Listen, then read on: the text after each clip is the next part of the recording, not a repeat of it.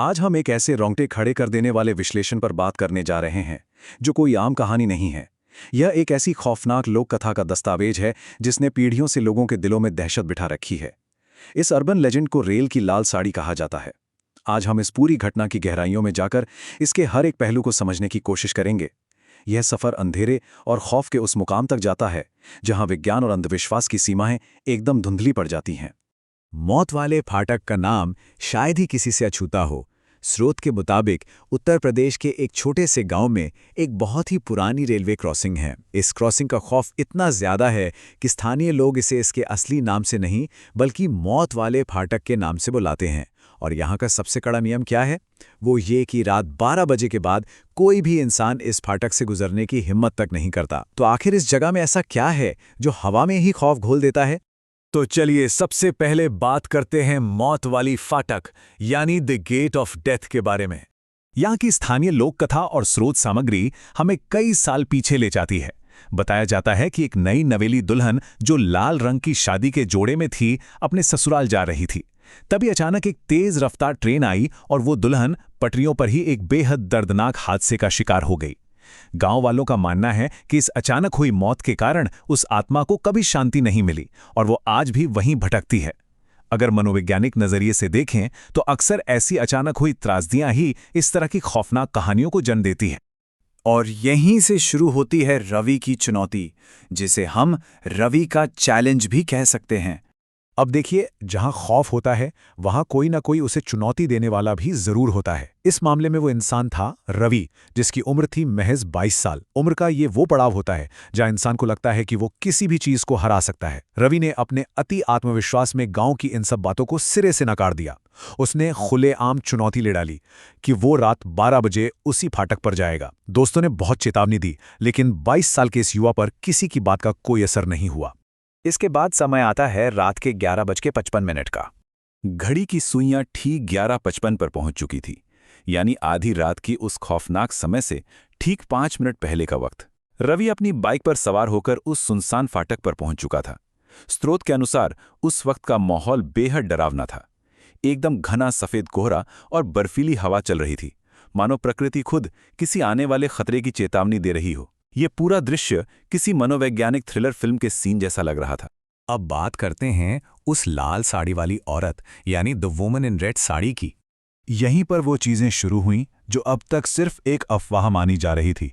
अचानक उस सन्नाटे को चीरती हुई पायल की एक आवाज गूंजी, छन छन छन। घने सफेद कोहरे के बीच से एक आकृति धीरे धीरे उभरने लगी। लाल साड़ी पहने हुए एक औरत। शुरू में तो ये किसी मजाक जैसा ही लगा, लेकिन जब वो आकृति करीब आई तो उसके पैर उल्टे थे और जैसे ही उसने अपना चेहरा उठाया, उसकी काली खोखली आंखें और चेहरे के गहरे घाव देखकर रवि का सारा भ्रम टूट गया। ये कोई मजाक नहीं था, बल्कि साक्षात वही आत्मा थी। अब इस पॉइंट पर स्रोत ने एक बहुत ही अजीब विरोधाभास का जिक्र किया है। हुआ ये कि अचानक एक ट्रेन का जोरदार सायरन बजने लगा, लेकिन पटरियां बिल्कुल भी नहीं कांप रही थीं। भौतिक विज्ञान का सीधा सा नियम है कि किसी भी भारी ट्रेन के आने से पहले पटरियों में कंपन होता है, लेकिन यहां सायरन तो था पर हलचल बिल्कुल नहीं। यह इस बात का एकदम स्पष्ट संकेत था कि वहां जो कुछ भी घट रहा था वो हमारी भौतिक दुनिया के नियमों से पूरी तरह बाहर था।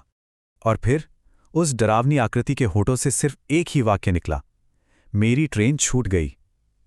ये वही अधूरा दर्द था जो दशकों से उस फाटक पर कैद था। बस इन चंद शब्दों ने रवि का सारा आत्मविश्वास चकनाचूर कर दिया।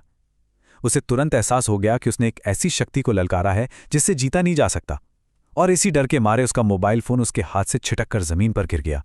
घबराहट में रवि ने तुरंत अपनी बाइक स्टार्ट करने की कोशिश की, लेकिन बदकिस्मती से बाइक बंद पड़ गई।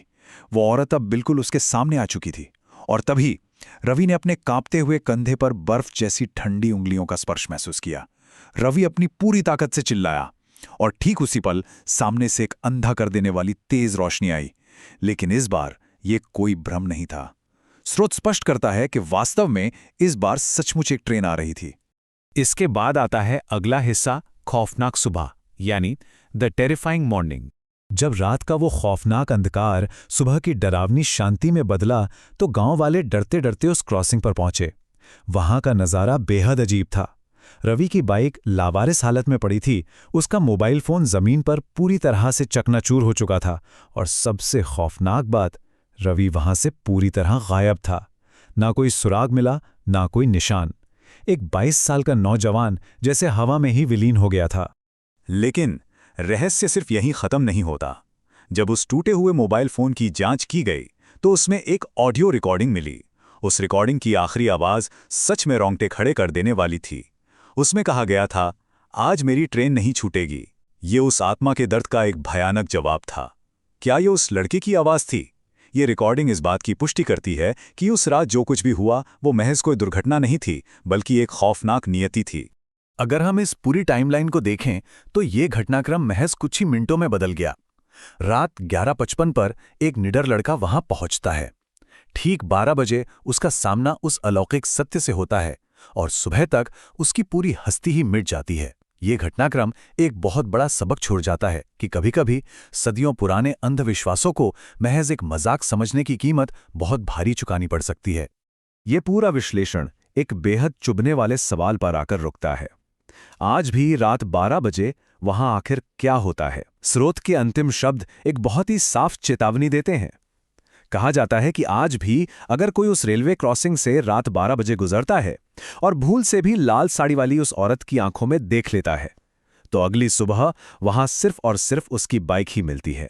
क्या यह सिर्फ एक दिमागी वहम है या उस मौत वाले फाटक पर सचमुच कुछ ऐसा है जो विज्ञान की समझ से बिल्कुल परे है? इस सवाल का जवाब शायद वही दे सकता है जो रात 12 बजे वहां गया हो और वापस लौटकर आ पाया हो।